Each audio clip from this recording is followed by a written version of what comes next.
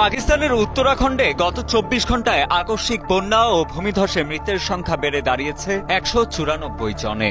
একই সাথে ত্রাণবাহী একটি হেলিকপ্টার বিধ্বস্ত হয়ে প্রাণ হারিয়েছেন আরও ৫ জন। শুক্রবার দেশটির দুর্যোগ ব্যবস্থাপনা কর্তৃপক্ষ এ তথ্য জানিয়েছে।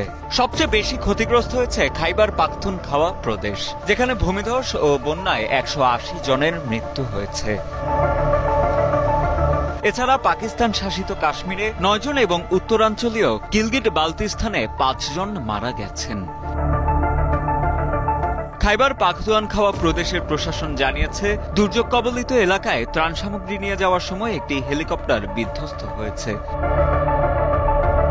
এ দুর্ঘটনায় ২ জন পাইলট সহ মোট ৫ আরোহী নিহত হয়েছেন। বন্যা পরিস্থিতি এতটাই গুরুতর যে কিছু এলাকায় মুঠোফোন যোগাযোগ সম্পূর্ণ বিচ্ছিন্ন হয়ে পড়েছে।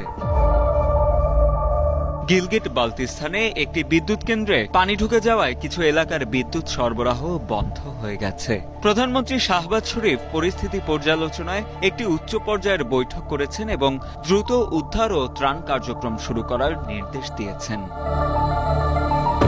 খাইবার পাখতুনখাওয়ার প্রাদেশিক দুর্যোগ ব্যবস্থাপনা কর্তৃপক্ষ জানিয়েছে, আগামী ২১ আগস্ট পর্যন্ত এই অঞ্চলে ভারী বৃষ্টিপাত অব্যাহত থাকতে পারে। এনডিএম এর তথ্য অনুযায়ী গত ২৬ জুন থেকে পাকিস্তানে প্রবল বৃষ্টি ও আকস্মিক বন্যায় এখনো পর্যন্ত মোট ৫০৭ জনের মৃত্যু হয়েছে, যাদের মধ্যে ১৫৯ জনই শিশু। এ সময় আরও ৭ শতাধিক মানুষ আহত হয়েছেন। দক্ষিণ এশিয়ার মৌসুমী বৃষ্টিপাত একটি স্বাভাবিক ঘটনা এবং এটি ফসল উৎপাদন ও পানি সরবরাহ পুনরায় চালু করার জন্য অপরিহার্য। তবে সাম্প্রতিক বছরগুলোতে বহু নগরায়ন, দুর্বল নিষ্কাশন ব্যবস্থা এবং জলবায়ু পরিবর্তনের ফলে সৃষ্ট চরম আবহাওয়ার কারণে এর ক্ষতিকর প্রভাব বৃদ্ধি পেয়েছে।